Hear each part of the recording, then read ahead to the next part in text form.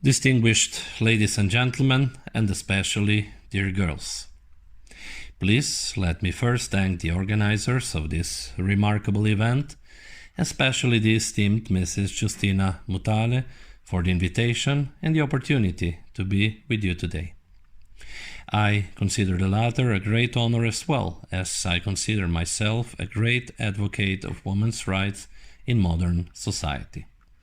Anyway, I think it's a shame that we still have to talk about the gender equality today, and at the same time, I'm also firmly convinced that the rights of young people, especially girls, must be in harmony with the times in which we live, which in some cases also transcends the duties arising from tradition and culture.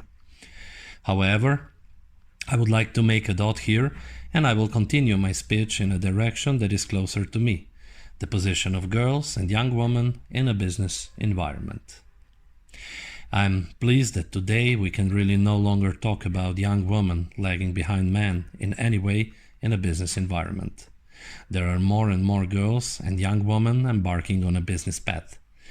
The business ideas with which young women embark on a business path are increasingly exceptional, some even brilliant, but all different and often in other business spheres than the ideas we men have.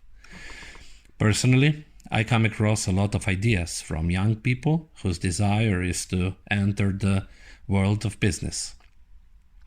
Unfortunately, I meet fewer companies that are willing to give opportunities to young people in these changed business circumstances. But let us be optimistic. If we understand the time we find ourselves in and the context of everything going on around us, then we will definitely do the right thing, and sooner or later the situation will return to normal.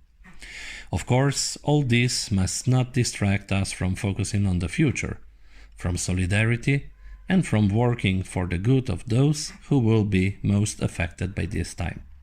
Young people will certainly be among the latter, so understanding the context is all the more important.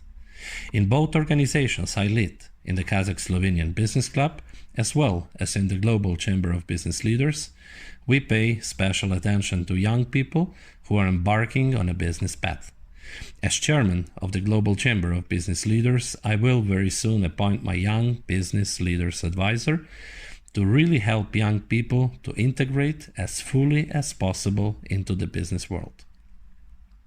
We do the same in the Kazakh-Slovenian Business Club, where for several years already we give students the opportunity not only to do an internship with us, but also to learn how things really work and experience all the advantages and disadvantages of the entrepreneurial path. And I need to emphasize that girls are more curious and willing to absorb new knowledge than boys. We often notice that they already have everything they need. They may just need some more self-confidence, which will come with experience.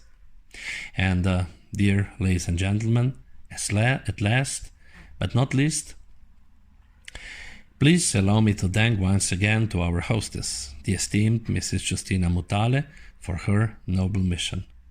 And please allow me to conclude my speech with a thought. As you grow older, you will discover that you have two hands. One for helping yourself, the other for helping others. Thank you so much and stay healthy.